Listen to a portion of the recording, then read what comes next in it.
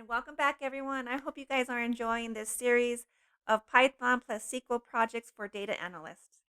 So far, we've installed PostgreSQL, we created a table, we connected to Python, inserted the CSV file with data into our table. We got to analyze the data and answer a few business questions. In this video, we are focusing on something that a data analyst must know: how to query a PostgreSQL database using Python and answer some real business questions. So instead of writing SQL only inside pgAdmin, we're going to run SQL directly from Python. We're going to store the results into a data frame and work with them like analysts do on the job.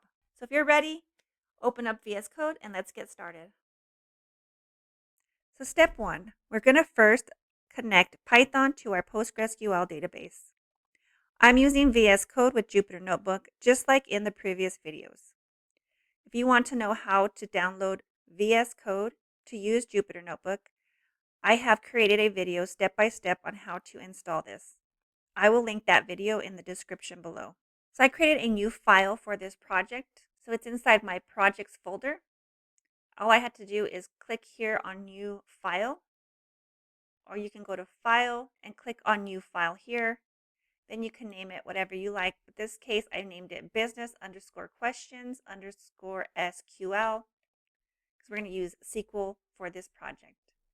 Now I saved it as a .ipynb, and the reason why I did this is to save it as a Jupyter Notebook file because I'm using Jupyter Notebook. So once you save it as a Jupyter Notebook file, and if you have Jupyter Notebook installed, it will pop up. So the next thing we do is we import our library. So I'm importing Pandas as PD, and we're using from SQLAlchemy import create _ engine.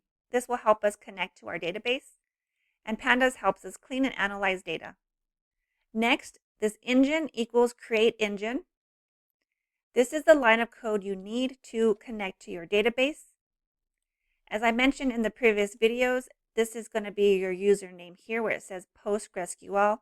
So if you're using a different database, make sure it has your username. But for Postgres, it's usually the default.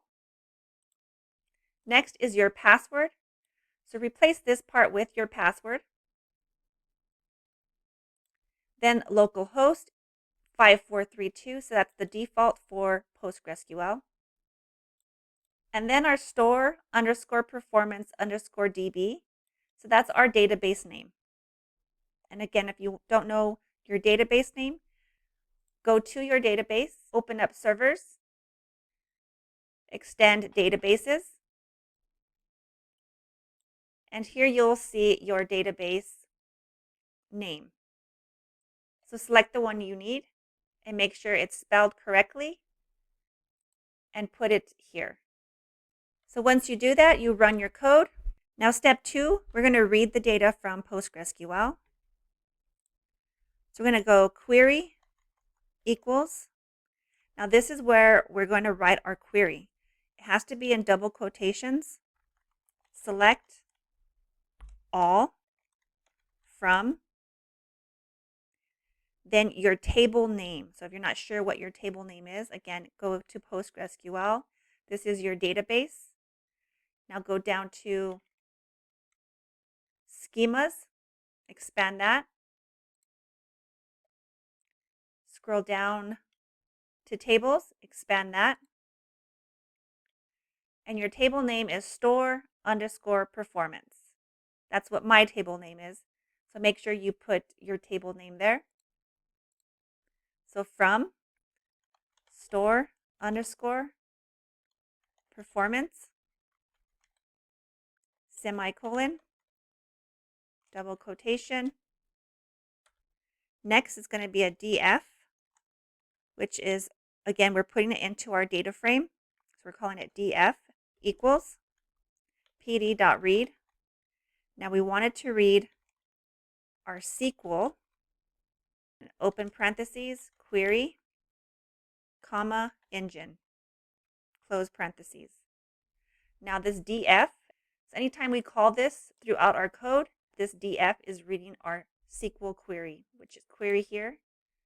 It's pulling this, which query equals select all from store performance. So it's selecting all the data from our store performance table inside our PostgreSQL database.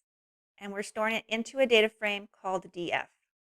Now, if we want to view this, we put df.head, open and close parentheses, and we run this. Now we're viewing the data from the table called store performance. So it looks like the column names are spelled correctly, everything we need. We have our date, day of week, store ID, and so on. So again, if you want to see more columns, you can just click inside the open and close parentheses and put in as many columns as you'd like to see. So for example, if I want to see 20, I enter 20 and run it again. Now it's showing me the first 20 rows of the data. But if you just do the default, it always shows the first 5. Just a little tip. Now we're going to add another cell. So now that we're officially pulling data from PostgreSQL into Python, this is the most important skill for data analysts. So now we can move on to step number 3, where we're going to do business question number 1, which is total sales by store.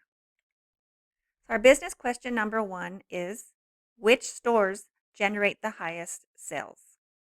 So this tells us which stores are performing the best, exactly the type of question managers ask. So we start off with query equals, and you want double quotations 3 times. 1, 2, 3. And then next we want a select. And then we put our column name, which is store name. If you're not sure, you can look up here. There's store name here. That's the column we need. So we need the store name, and you have to spell it exactly as is, capital S and a capital N for name. Inside a double quotation, comma. Next, we want the sum, open parentheses, double quotation. We want the sum of the net sales. Inside your double quotation, open parentheses, and we want to name it. So we go as total underscore sales. So basically select store name. We want the sum of net sales. Grab all this and we want to name it total sales. And we want to grab it from the store underscore performance table. Next, we want to group by the store name. And we want to order by the total sales in descending order, which is the DESC for descending.